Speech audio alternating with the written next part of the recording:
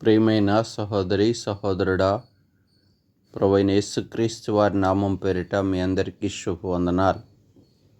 మరి యొక్క శ్రేష్టమైన దినమును ప్రభు మనకు అనుగ్రహించినందుకై దేవునికి మహిమ కలుగును గాక.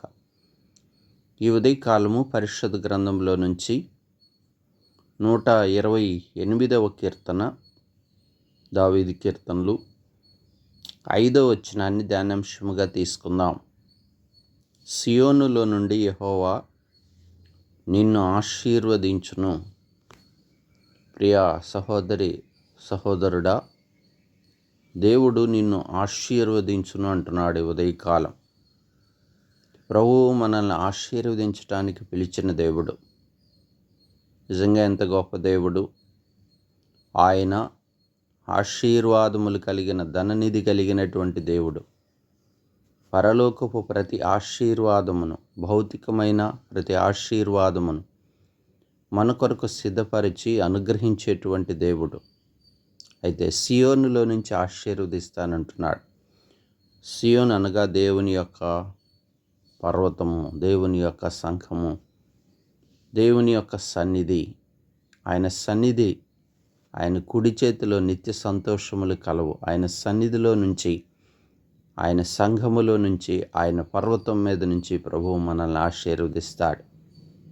ఎంత గొప్ప దేవుడు. నిజంగా మరి ప్రభువు మనల్ని ఆశీర్వదించడానికి పిలిచాడు గనుక ఆయన నీ కుటుంబాన్ని, నీ సంతానమును ఆశీర్వదించుటలో ఎలా ఉన్నాడంటే, నీ చేతుల కష్టార్జితమును ఆశీర్వదిస్తాడు. నీవు చేయు ప్రతి పనిని దీవిస్తాడు.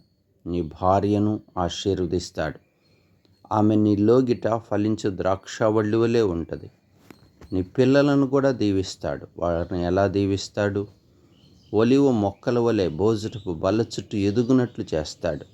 అవును, సంపూర్ణముగా నీ కుటుంబాన్ని ఆశీర్వదించేటువంటి దేవుడు.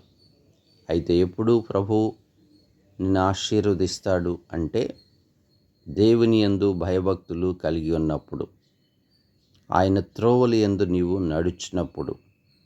నిజంగా గొప్ప ఆధిక్యత.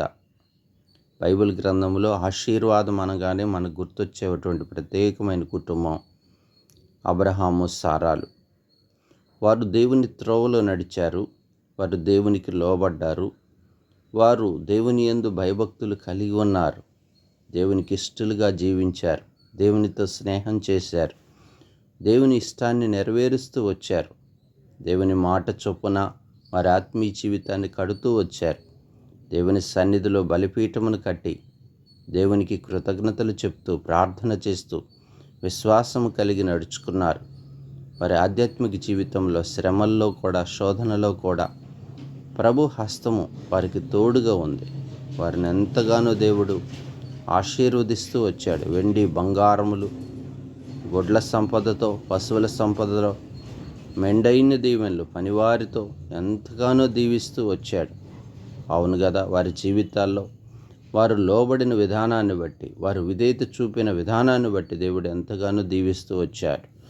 వారు భయభక్తులు కలిగి ఉండటాన్ని బట్టి, వారు నడిచిన త్రోవలు దేవునికి ఇష్టంగా ఉన్నాయి గనక, దేవునికి ఇష్టమైన మార్గంలో వారు నడిచారు గనక వారిని ఎంతగానో దీవిస్తూ వచ్చాడు.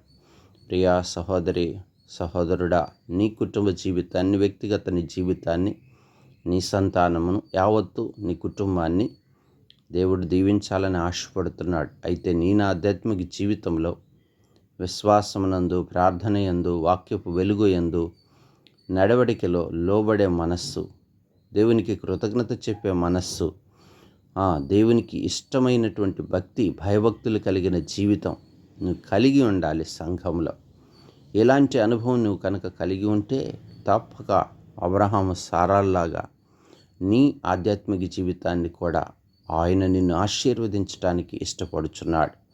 సియోనులో నుంచి నేను నిన్ను ఆశీర్వదిస్తాను అనే వాగ్దానాన్ని నెరవేర్పులోనికి ప్రభు తీసుకొచ్చేవాడుగా ఉన్నాడు. కాబట్టి నీ ఆధ్యాత్మిక జీవితంలో, నీ భక్తి జీవితం ఎలా ఉంది?